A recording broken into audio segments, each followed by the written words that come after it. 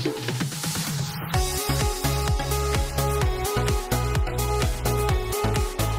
nga ba ang batayan ng pagkakaisa nating mga mananampalataya? Yan ang ating tatalakayin sa Expositors Edition, where we preach the Word in all its simplicity, in all its practicality, in all its authority. Ako po, si Pastor Eric Cortez ng Feeling Best Community Christian Fellowship.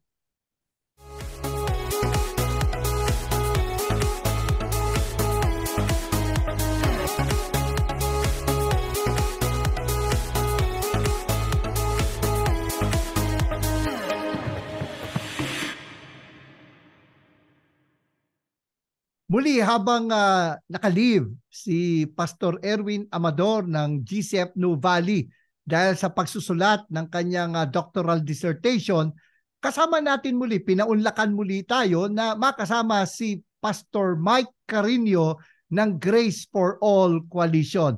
Magandang araw, Pastor Mike. Magandang araw, Pastor Eric, at sa lahat ng taga-subaybay ng Expositors Edition. Masaya ako na nakabalik ako, nakasama niyo ako muli sa edition na ito. At Pastor Mike, it's sabi nga, the honor is ours, no? At yung nakaraang episode, pinag-usapan natin yung ating motivation at yung means ng pagkakaisa ng mga mananampalataya. No, ang ating motivation ay dahil sa tayo'y inatasan na panatiliin ang ating pagkakaisa. Yes, tama yun, ano? The motivation talaga natin ay yung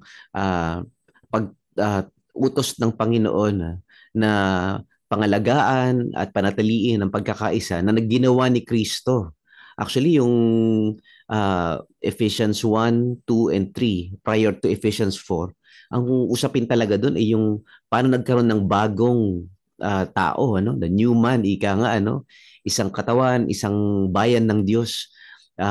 Pero ang context talaga nun is the Jews and the Gentiles. Pinagkaisa sa kabila ng kanilang pagkakaiba, pinagkaisa dahil sa dugo ni Jesus, sa biyaya ng Diyos at dahil sa krus. Di ba ka, napag-usapan natin na even before na pinanganak ang New Testament Church, magkasama naman ang mga Hudyo at Hintil sa pagsamba kay Yahweh sa templo. Subalit, meron pa rin division. Subalit, pagdating nga ng Espiritu Santo, naging isang katawan. Yun ang sinasabi ni Pablo na revelation or mystery ang tawag niya, na ngayon, isang katawan na, wala nang Hudyo at Hintil. At pansinin natin, ang sinabi doon, ang ating gagawin is to make every effort to keep the unity of the Spirit. This is not something na we generate on our own, o tayo may kagagawan.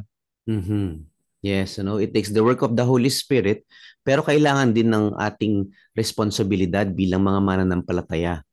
Yung mga nakita natin ng mga means din, yung pagpapakumbaba, yung pagpapasensya, at pagmamahal sa bawat isa ay nakakatulong para mapanatili yung ating unity in the Spirit, in the bond of peace, ika nga. Pastor Mike, bukod sa pagkakaiba-iba ng mga denomination, mga Christian denomination, saan pa natin nakikita yung kakulangan sa ganitong attitude? Yung sinasabing humility, gentleness, patience, forbearance, sabi nga rito, through the bond of peace. Saan natin nakikita sa ngayon yung ganitong kakulangan sa tamang attitude ng mga Kristiyano sa isa't isa? Well, bukod doon sa mga doktrina na kulang tayo sa pangunawa at pagpasensya, na maintindihan na lahat tayo ay mga oblong ang ating mga perspective kumpara sa absolute truth na bilog, meron din tayo mga pinag-aawayan o pinagtatalunan o hindi natin matiis na i-bash o i-cancel ay yung mga preferences natin, yung mga opinion natin sa mga bagay-bagay. So yun yung mga nangangailangan talaga ng mahabang pasensya at malalim na pagpapakumbaba, lunukan ng yabang, kasi kung hindi natin gagawin yun, talagang magwawatak-watak tayo, whether ang topic ay politika or gender or tungkol sa Bible versions at o kung ano-ano pang mga usapin. Ay, isang mainit ngayon, Pastor Mike, ay yung issue ng soteriology. Ayan. Diba? Yung nga dahilan bakit natin binuo yung Grace for All Coalition. At I think it's a pushback against theological bullies as we call them. Oo nga, no? Nagkakaroon ng trending the past 10 years na merong mga kapatid tayo sa Panginoon na sa palagay nila Calvinism lang ang gospel o Calvinism lang ang tamang orthodox view. Parang nalimutan nila yung history of the evangelical movement, that we are a diverse Protestant evangelical movement. Merong Calvinism, merong Arminianism, may Wesleyanism, merong Reformed branches, yung body of Christ. Pero dahil nagkakaisa tayo sa Panginoon, hindi tayo dapat nagka-cancel sa isa't isa o dinideclare na heretic yung bawat isa. Ang tawag nga nila dyan, Pastor Eric, yung Neo-Reformed group tsaka New Calvinist group, parang dinideclare nilang heretic ang sino mang hindi sumasang-ayon sa kanilang mga pananaw. Nakakalungkot talaga tsaka nakakainis. Ano? Pero yung nga, Pastor, we have to clarify na kahit dun sa hindi nila kaisa, meron din ganung pag-uugaling nakikita to balance Yan. it out, di ba? Meron din naman, to be fair, na mga Tama. sinasabing ang cage stage ay hindi lang sa kanilang camp, meron din daw cage stage sa kabilang camp. Tama. Ika nga, yung kayabangan nasa lahat ng dako. Whether Calvinist ka o Arminian ka o Provisionist ka o Free Grace ka. Yung arrogance, no? Tsaka yung illusion that you have the monopoly of truth. Tsaka yung self-deception na kayo lang ang tama, kayo lang ang magaling, yung exegesis nyo lang ang superior, at yung theological view nyo lang ang siyang merong claim for orthodoxy or claim for truth, and the rest ay medyo mali at false teaching na. Yun ang isang nakikita nating trend, di ba? Bagamat hindi natin sisabing wag mag-aral mabuti ng Biblia. Hindi naman natin sinasabi na wag tayo mag-call out kung sa tingin natin may pagkakamali na yung ganitong grupo. Hindi naman yun ang sinasabi natin, Pastor Mike. Tama. Pag kami mali, we can have dialogue and debate and discussions. In other words, we can disagree and we can disagree agreeably, and we can agree to disagree more often, no? So, ganoon talaga Ganoon talaga yung journey natin theologically, ano? Na mayroong mga pagpapanday at pag-aayos at pag-overhaul ng ating mga theological views. Kasi lahat ng theological systems tsaka theological views na hawak-hawak natin ngayon ay in a sense provisional and open for revision in light of better evidences or better exegesis or better arguments. So mahalaga na may humility, nakikinig tayo sa mga tao na hindi sang-ayon sa atin kasi baka meron silang nakikita na hindi natin nakikita.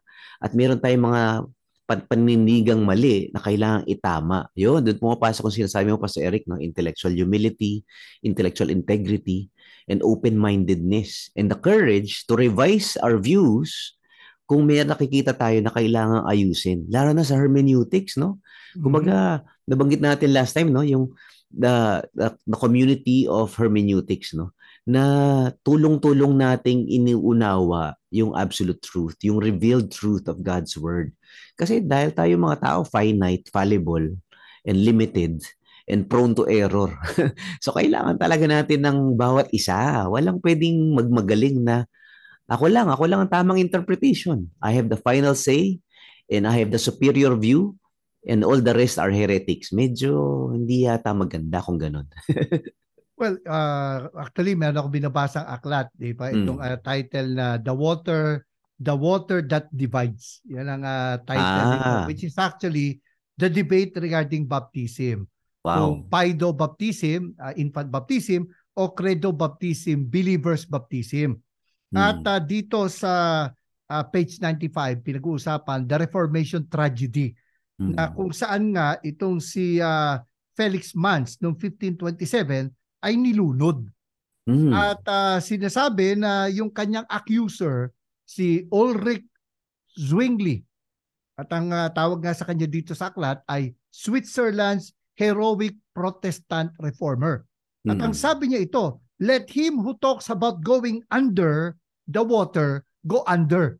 Kasi nga, pinag-usapan, yung bautismo ba is sprinkling o lubog, infant ba o believer ang babaptize. At dahil nga doon, Felix Manz was condemned to death by drowning. Wow. At ang malungkot, it happened 10 years after the beginning of the Reformation in Europe. Ngayon ito ay sabi nga dapat matuto tayo sa lessons of history. Kasi if we do not learn from the mistakes of history, we are bound to repeat it. Yes. At ang sinasabi rito nitong mga authors, si Donald Bridge at si David Pfeiffer, na kung tutusin magkabilang panig. Yung isa Paido Baptist, yung isa Credo Baptist. At ang sabi nila, Protestant had killed Protestant for the crime of obeying God's word as he understood it. Ang sabi, it happened because the Reformation of the 16th century rediscovered the New Testament gospel but failed to recreate the New Testament church. To say this is not to belittle the achievement of the great reformers, Luther, Zwingli, Calvin, and their colleagues. What they did was astonishing. To acknowledge this is only just, but to deny that their efforts contained an element of error and confusion is to deny that they were humans. They were human at all. So we have to understand, gaya ng sinasabi mo, Pastor Mike, na meron nga tayong limitasyon. Bagamat ang truth is absolute, our interpretation of the truth is not. Yes. Oh, actually nakakalungkot nga nung unang panahon pala na humahantong sa madugong patayan, madugong lunuran at madugong exile at mga excommunication na nangyayari. Sa ngayong panahon nangyayari pa rin 'yun, kaya lang hindi na umaabot sa patayan at madugong engkwentro. Pero we still bash and hate and divide the church and dismiss our fellow believers as heretics kahit na hindi na natin sila nilulunod o pinapatay. Alam mo, Pastor Eric, marami pa yan. Hindi lang mode of baptism. Minsan, pinag-aawayan, pinagtatalunan, o pinaghihiwalayan ng mga churches. Yung mga forms of church government. Presbyterian ba? Congregational ba? Episcopalian form of government ba? Yung ba naman, yung debate about free will, human free will. Di ba? Tayo ba ang pumili sa Diyos? O ang Diyos ang pumili sa atin? Tayo ba yung merong kapasidad na gumawa ng mga bagay na gusto natin o lahat ay tinakda? Ayan ang mga debate about that. Amang babae ba ay pwede magpastor o mga lalaki lang? Yan, divine healing, speaking in tongues, and the idea or the debate on God's providence or God's sovereignty. Maraming mga pinagtatalunan. Minsan, humahantong. So, mahalaga na i-distinguish natin yung essentials of the faith na doon talaga kailangan maghiwalay. Pagka hindi ka naniniwala na si Jesus ay nabuhay muli mula sa mga patay, o na si Jesus ay tao lang, o na ang Diyos ay hindi Trinity. Yun, may paghihiwalay na nangyayari doon. Pero the rest, mga tinatawag nga non-salvific issues, na walang kinalaman sa kung pupunta ka ba sa langit o hindi. Those are the non-essential issues na pwedeng may liberty of opinion, liberty of views, or tsaka liberty of debate and discussion. Pero walang division at walang patayan dapat. Ika nga sa langit magkakagulatan tayo May mga tao doon o mga churches or pastor doon, akala natin hindi mapupuntang langit kasi dinimonize natin, dinismiss natin na mali. Pero makikita natin, kapatid pala natin sa Panginoon, di ba? At yung mga inaasahan natin, akala natin, ito mga nasa langit talaga to, sigurado wala pala, And so sometimes yun yung tama, yung Ephesians chapter 4, it requires humility, it requires patience, long suffering, and love to preserve the unity. Tsaka wisdom din, Pastor Eric, wisdom, discernment. Ano yung mga pwedeng paghiwalayan?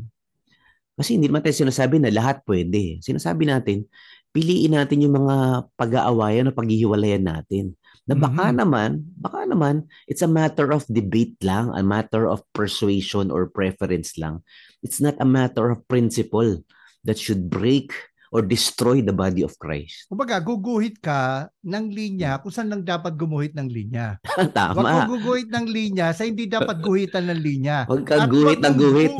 Huwag mo rin buburahin yung linya kung saan dapat may linya. May guhit. Tama. Oo nga.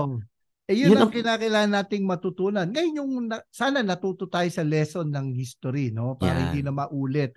Kasi nga, yun ay naging, kumbaga, black eye sa Christian movement, yung naging mga pagtatalo-talo na umabot na nga sa, kasi we have to remember yung pagkakapatay ni Felix Manz was not technically a murder. So, kasi yun naman ay kumbaga nahatulan. It was kumbaga yung state at yung religion at that time iisa. Kaya kumbaga yung ginawa sa kanya was something na at that time tinuturing nilang legal. Ang tanong na lang ay kung moral.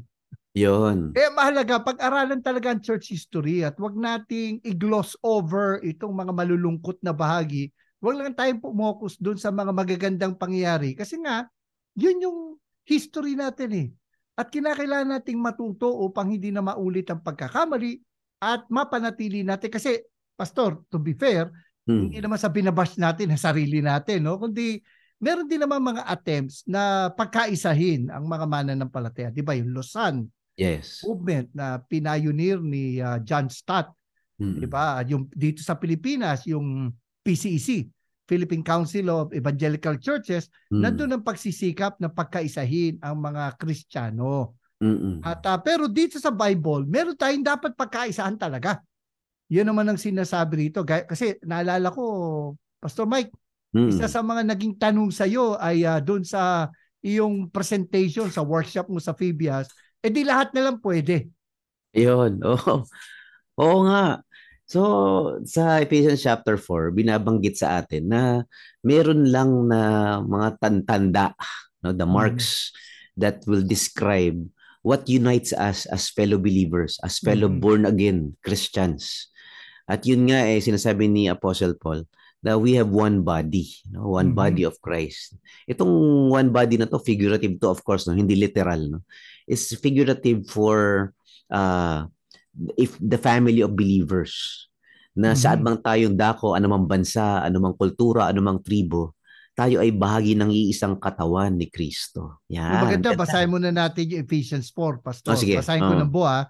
There is one body and one spirit, just as you were called to one hope when you were called. One Lord, one faith, one baptism, one God and Father of all, who is over all and through all and in all. Sa Ephesians chapter 4 verses 4 to 6. At sinasabi mga pastor, yung one body. It's not an organization, but it's what they call a spiritual organism. Yes.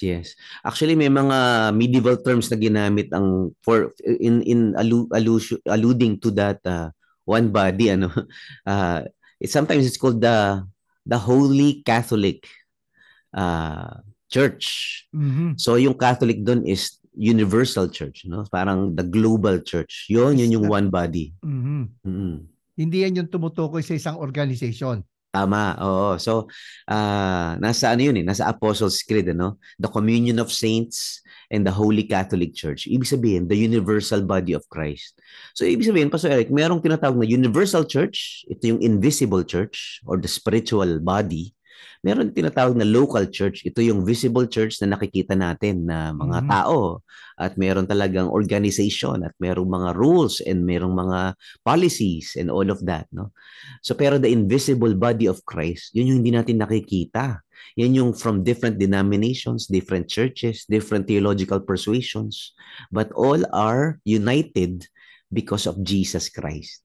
At itong body na to, lumalabas itong universal body of Christ, which is another term na ginagamit to refer to this body of Christ, a spiritual body.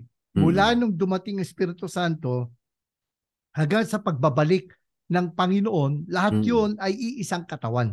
Tama. Ibig sabihin, kung ikaw ay tumanggap sa Panginoong Hesus, nagtiwala ka na ang kanyang ginawa sa krus ay sapat na para sa kapatawaran ng iyong mga kasalanan, na born again ka through the Holy Spirit, that means you are part of this invisible universal body of Christ. Whether you are Baptist, whether you're Methodist or Wesleyan or Reformed or Calvinist or Arminian or Provisionist, basta ikaw ay tagasunod ni Jesus, ikaw ay na born again dahil tinanggap mo si Jesus, you are part of this invisible body of Christ. At kadugtong noon, di ba, we are one body, there is one body, one spirit. It's interesting na magkasama yung dalawang yon. Kasi sabi naman ng isang author, yung one body, one spirit, one hope refers to unity in the spirit. Yes. And then yung one faith, one Lord, one baptism refers to unity in the Son. And then one God the Father ay tinutukoy unity in the Father. May isang author na nagsabi doon.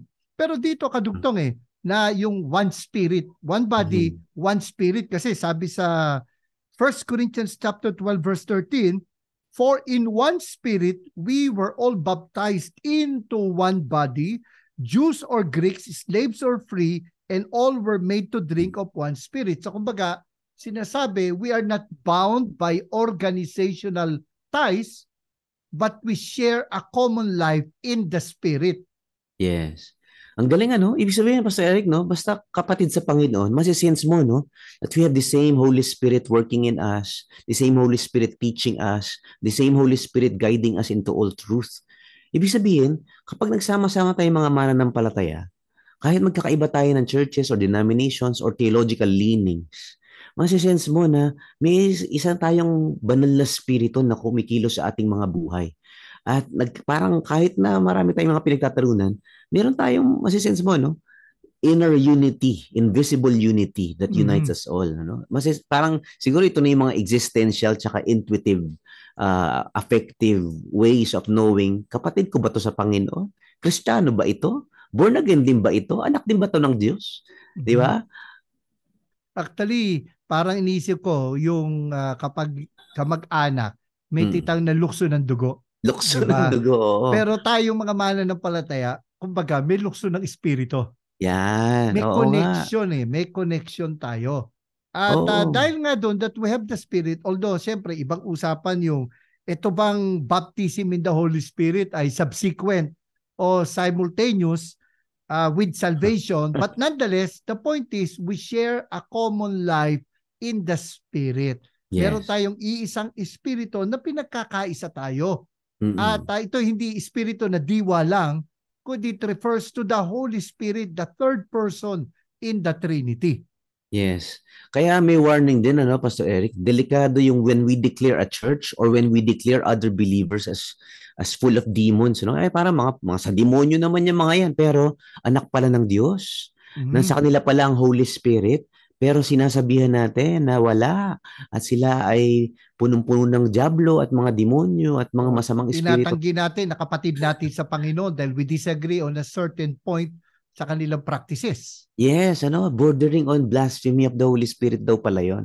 Parang yung ginawa ng mga Pharisees kay Jesus. Na si Jesus may ginagawang himala at gawa ng Diyos, pero sinasabi nilang gawa ng diablo o gawa ni Beelzebub. So, sabi ni Jesus, may kapatawaran lahat ng kasalanan, ha? Pero ang blasphemy against the Holy Spirit ay walang kapatawaran. Yun ang nakakatakot at sana hindi tayo umabot sa punto na yun. At ang sabi dito, Pastor, there is one body and one spirit just as you were called to the one hope that belongs to your call. Ano ba tong one hope na to, Pastor Mike? Well, when we talk about hope, it always talk about parang a future reality. No? That one day we will appear before God and we will be rewarded or we will be welcomed as good and faithful servants or we will live eternity with the Lord. No? So somehow the future reality, that's our hope. No? That's our living hope. The future reality of a life with God and a redemption with God and a glorified state of existence with God is far more better and far more powerful than what we are going through in the present. Kaya nga hope ang tawag, parang the future allows us to endure the present because the future is brighter and better and more beautiful because of God. Pero Pastor, we have to admit na may iba't ibang pananaw ang mga tao pagdating sa future things o sa tinatawag na eschatology. So paano natin sasabing we have one hope? So tama, merong mga pagkakaibang views, may dispensational view, covenantal view, and all of those. Ang rapture ba mangyayari before tribulation or middle of tribulation or after? Or may rapture nga ba at all? Kami ni Pastor Erwin, magkaiba kami ng pananaw sa detalye ng future things. Subalit, meron kaming pagkakaisa sa second coming. Alam mo, marami pang pagkakaiba dyan, Meron kang naniniwala na yung tinatawag sa Revelation na the beast or the Antichrist, they are all symbolical figures and they are not in the future. Merong mga kapatid sa Panginoon, ang paniniwala nila, nangyari na yan noong AD 70, for example, during the time of Emperor Nero and all of that, or the time of Hitler, di ba? Kumbaga, magkakaiba man tayo ng pananaw patungkol sa what the future looks like or what Revelation actually is talking about, pero nagkakaisa lahat ng mananampalataya na si Jesus ay babalik at wala nakakaalam ng oras at panahon na siya ay babalik. He will come again in bodily form for what is known as the second coming. Yan, ano? Sabi mo nga sa lecture mo, it is the hope of Christ that unites us, not our view of the timing of the rapture. And so let's emphasize what we agree upon. That's right. Oo. Ang mahalaga, babalik si Jesus. Well, sabi nga, di ba, one body, one spirit, one hope. Yan. Ito yung unity in the spirit. Tapos merong unity in the Son. Sabi, one Lord. Yes, no?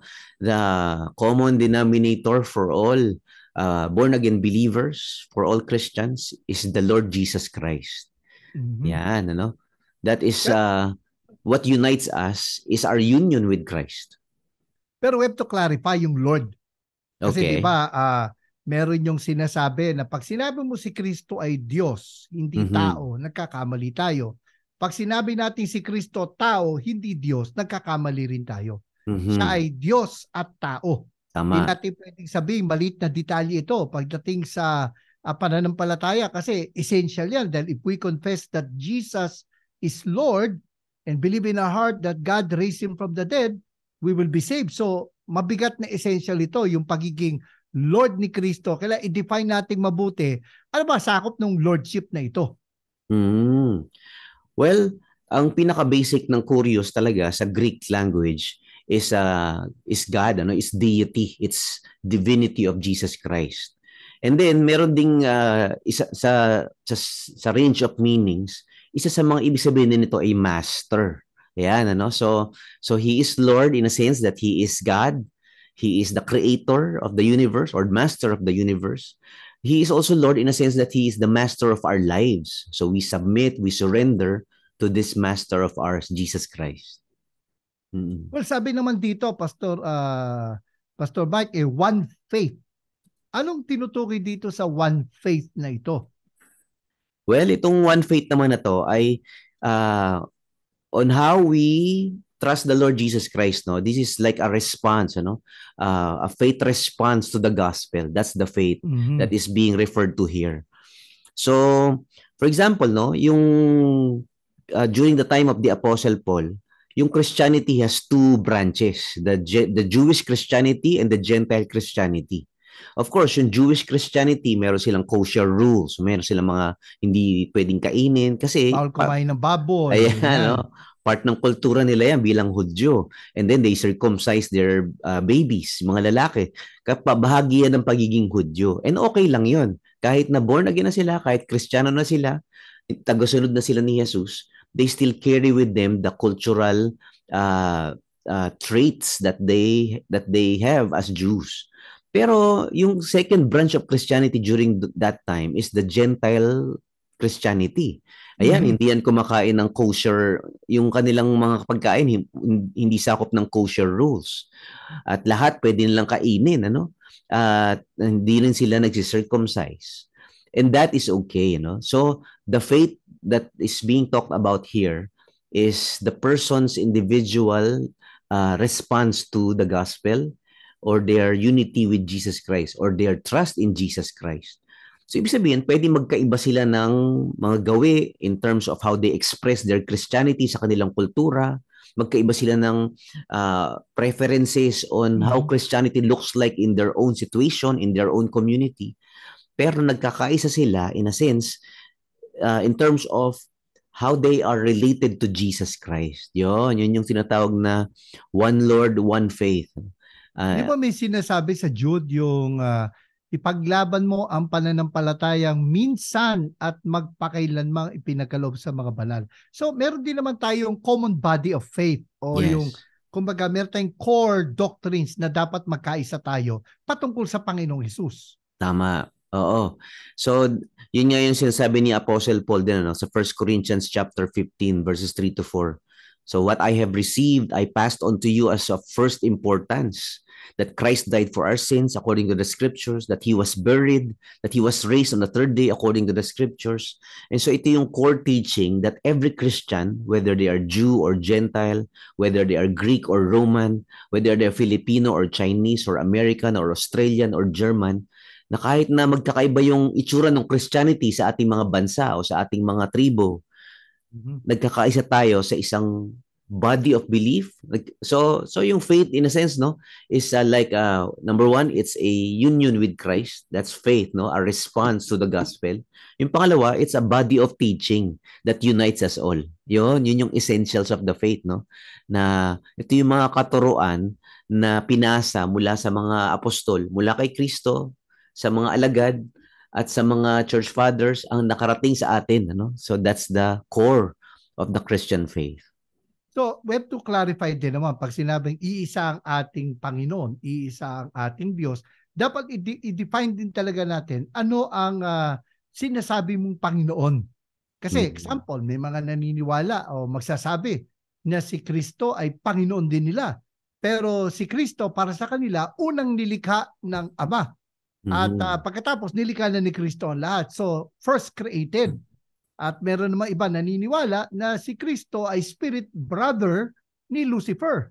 So, kiniklaim nila na naniniwala rin sila sa Panginoong Jesus, pero hindi natin maituring na sila'y kaisa o hindi tayo one Lord with them kasi iba yung pananaw nila sa Panginoon kumpara sa pananaw natin. Ayan, isa pa yan. Yan yung ginuguhitan natin, ano? Yung mga hidwang pananampalataya that carry the name Christian and that who claim to also believe in Jesus Christ as their Lord or their Savior. Pero iba naman pala yung Kristong kanilang pinapangaral. At ibang gospel din yung kanilang inaakap. O ibang Kristyanismo yung kanilang ginagawa. And so, yun yung kailangan natin ng boundary at ng guhit na hiwalay ang orthodox teaching about who Jesus Christ is, the true Jesus of the Bible, versus the teachings of the cults or the heretic groups. So doon papasok ngayon, Pastor Eric, yung binanggit natin last time, no? Yung the creeds and the councils. Talagang yun, ginuhit talaga nila. Binilugan at nilagyan ng bakod.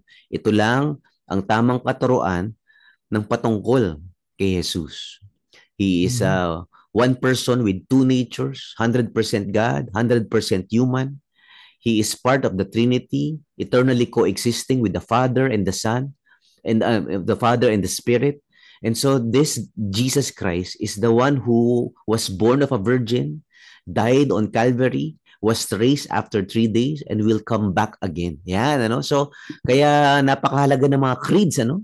Yung Nicene Creed, yung Apostles' Creed, yung Athanasian Creed. Kasi this somehow gives clarity to our type of Christology. Ano ba ang ating teolohiya ng Panginoong Hesukristo? At yun yung naghihiwalay sa atin ngayon sa mga hidwang pananampalataya, sa mga maling katuruan, at sa mga kulto na nagpapanggap na Kristiyano. Kaya dapat malino nga yung ibig sabihin ng Lord. Yes. One Lord. Kasi maaaring gamitin nila yung same word, pero magkaiba pala tayo ng dictionary.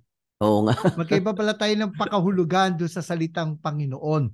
At dito makikita natin na mahalaga ang tamang pananaw tungkol sa Panginoon upang magkaroon tayo ng tamang kaligtasan. Sapagkat kung mali naman ang ating pananaw tungkol sa Panginoon ay hindi tamang kaligtasan o walang kaligtasan tayo na matatanggap. Yes. Very, very important itong susunod kasi yung nga, katulad nitong binanggit kong aklat, yung the water that divides, no? Yeah. Pinagtatalunan, yung mode. Ibig sabihin yung manner. Ito ba ay lubog, sprinkling, buhos, di ba? Or ito ba ay para sa mga anak ng mananampalataya? O ito ba ay para sa mananampalataya lang? Yeah. Di ba? At paano ngayon marireconcile yan, Pastor Mike, dito sa one baptism? Well, ang masasabi natin dyan, it doesn't matter what the mode of baptism is, whether it's immersion, sprinkling, or whatever, no? Or hindi rin, it's not a matter of the age. Sanggol ba, o matanda na, o believer na, o anak ng believer. And so I think merong different theological views on that manner, no? But what unites all believers, yun yung nagkakaisa na one baptism sa atin, is the meaning of the symbol. Mm. What does baptism mean for all Christians? Ako, Pastor Eric, nung na-born again ako, yung nasalihan kong evangelical church, ang baptism namin, Pastor Eric, pouring, hindi Mhm. immersion. First time ko yun na-encounter, no? Kasi ang nag-share sa akin ng gospel, Baptist eh. Pero yung nasalihan kong church, hindi Baptist yung kanilang preference sa mode of baptism. Pouring. So nakaluhod kami, sa harap kami ng altar, the pastor is there, sa stage, and meron siyang pitsil, no? Binubuho sa amin yung yung tubig, hindi kami nilulubog. So Hindi wisik, hindi lubog, buhos. buhos naman. Oh. So of course, yung iba naman mga kasama ko sa discipleship group, nung pinanood ko naman yung baptism nila, immersion naman, lubog naman. Ako, Ayun. So, kabilang kami ni Pastor yan. Erwin sa Conservative Baptist, and so we baptize by immersion, and we Yan. baptize believers. We don't baptize infants. Yun. Isa pa Yun yan, naman ano? ang pinanggalingan namin yun ang aming ginagalawan ngayon ni Pastor Erwin. That's right. At meron akong mga kaibigan. In fact, Pastor Eric, yung aking family, yung mga magulang ko, lumaki kaming Lutheran, ano? And so ang Lutheran, pinsan yan ng Reformed churches. Ang Lutheran churches, Reformed churches, pareho yan nagbabaptize ng sanggol. Ang requirement lang, yung sanggol ay anak ng born-again family, born-again believers. Mhm. So ako, binaptize ako ng papa ko, na pastor ng Lutheran Church, nung ako ay sanggol. Yan, ano? Paano yun? Binaptize, Winisikan ka o binuhusan ka sa ulo? binuhusan sa ulo. Ayan, merong Mhm. merong merong planggana sa altar at nandun yung pastor, binuhusan yung sanggol. No, Ah, magandang discussion yan sa ibang mm, pagkakataon. Although yes, yes. na-discuss na rin namin ni Pastor Erwin yung tungkol dyan sa baptism na yan.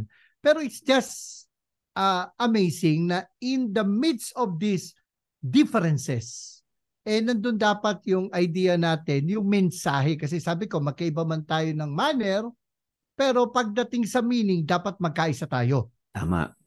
Yeah, so the meaning of the baptism, the meaning of the ritual of baptism unites all believers. So the meaning of baptism is actually integration with Christ, no? Integration to the family of God, na ikaw ay namatay kay Kristo at muling binuhay. You were raised to life because of Jesus Christ. So that's identity. That speaks of the new birth. That speaks of the Spirit indwelling you. That speaks of you now becoming a family of God. You are now part of the body of Christ. Mhm. Napakaganda ng symbolism ng baptism. It's new hope, new life, new beginning, new birth in a new family. And sabi mo nga sa lecture mo, when we squabble about whether or not we'll accept one another because of the form of baptism, we are foolish and petty. Yes, we should study how to administer baptism properly to new converts. Ito yung patuloy nating pinag-uusapan at sabihin na natin pinagtatalunan, but we should do so not as a way of dividing Christ's body. Tama. Gaya na yung sinabi sa lecture mo. Yes. Yes. Matutuwa ka rin, Pastor Eric, no, sa church namin ngayon, the church that I am serving now as a pastor, we allow infant baptism. We also allow infant dedication. Depende sa preference ng parents, no? Kung the parents came from a reformed or the Presbyterian tradition, of course, ang preference nila is baptism. Pero kung yung parents na part ng church namin ay galing sa isang congregational or Baptist tradition, ang preference nila ay dedication. Yan, nakakatuwa. Tapos, of course, meron kaming adult baptism, believers baptism by immersion. But for senior citizens or those who are in the ICU or who are sick, hindi pwede immersion, sprinkling yun. Baka magka-pneumonia yun kapag ginawa natin. Yes, kasi nakita ko may gumawa ng ganun sa ICU. Major production. Nag-set up pa sila ng pool, yung portable pool, tapos with a series of cranes and pulleys, wow. Inangat nila yung may sakit, tapos nilulubog doon. I think ako bilang isang Baptist, I will not go to that trouble. Yes. Kasi pareho naman tayo nagkakaisa, Pastor Mike, na kahit na magkaiba yung manner or mode of baptism, hindi natin sinasabing nakakaligtas ang bautismo. Tama. Tama yun. So So, foolish talaga na ipagdikdikan na yung mode of baptism ay mas mahalaga kaysa sa ating pagkakaisa. Mhm. Yun. Kailangan makita natin na magkaisa tayo sa meaning. Meaning. Maring sa manner or mode, magkaiba tayo, pero dapat yung meaning, yung message ng baptism, magkaisa tayo, katulad ng sinasabi ni Paul. And so, nakita natin unity in the Spirit, unity in the Son, ngayon unity in the Father, yung sinabing one God and Father of all. Ano significance ito, Pastor Mike? Well, dalawa, no? One significance is Paul is affirming the monotheism of the Jews. Kasi Paul is a Jew and he is affirming the uniqueness of the Jewish religion compared to the other religions, the Greek religions and the Roman religions, who believe in many, many, many gods, a plurality of gods, a parthenon of gods. So the Jewish religion is the one who believes in monotheism, isang Diyos lang. And so Paul somehow echoes that, and then but he adds on the Father of us all. So this idea of the fatherhood of God, ito naman yung contribution ng Christianity, di ba, sa religious thought, that God becomes your father when you are united with Jesus Christ. You become part of God's children, no? God's family. Sa ibang religion, walang ganung idea ng father and child relationship. It's always king and servant relationship or master and slave relationship. But the idea of a father and a child happening in your religious or spiritual encounter, yun, that's a novelty ng Christianity. Although meron din tayong master-slave relationship, Of di ba? course. Creator-created relationship. Pero kumpara sa ibang major religions, talagang sa Christianity lang, na meron tinatawag na, di ba, may titang na transcendent. Yes. Ang Panginoon is up there. Mm-mm. No, He is the divine other, malayo siya. Pero yung Diyos na to ay bumaba at meron tayong relasyon sa Kanya. Yun yung what makes Christianity unique. That's right. That's right.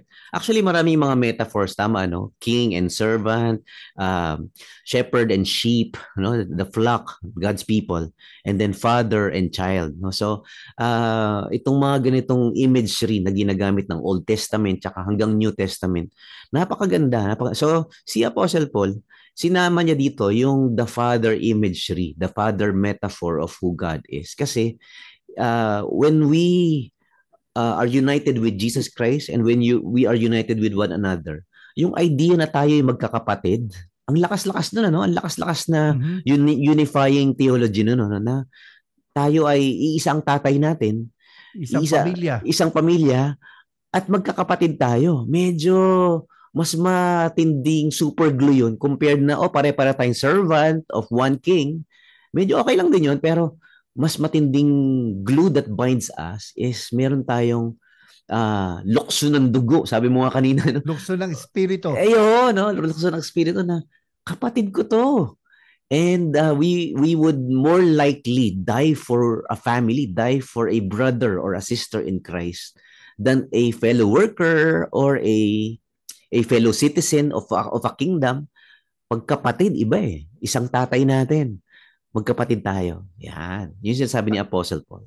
Actually, mabigat yung Pastor Mike kasi di ba sinasabi natin na ang pagkakaisa natin, ito sa doktrina, dapat yung essential doctrines, pero it appears, batay dito sa one Father, one God and Father of all, na bagamat mahalaga ang theology, so it's theological ang ating pagkakaisa, subalit it goes beyond that, meron tayong relational unity. Yes. Kaya nga ang sabi nga rito sa Ephesians chapter 4 ay panatiliin natin ang pagkakaisang ito. Yan. Meron na tayong pagkakaisa. Yan. Ang kinakailangan ngayon ay panatiliin natin ito. Maaaring yung pagkakaisang ito ay hindi nakikita dahil nga minsan tayo'y nahuhulog sa ating desire to compete with one another, 'di ba? Pagalingan, paramihan, tama. 'di ba? Pero ang sinasabi dito, we are already united. And so what we are to do is to keep the unity of the Spirit. Tama. Yes, yes. Oo, kaya meron akong yung libro nga ni Dr. J. Tan, ano, Jason Tan. Meron siyang, pare sa intro ang ganda, no? Sinabi niya, yung Great Commission, hindi lang Matthew 28, meron din sa Luke, meron sa John, meron din sa Mark. At yung ibang passages doon, yung last, di ba, the Great Commission is supposed to be the last command or the last huling habilin bago umakyat si Jesus, ano? Sa Mark, iba, no?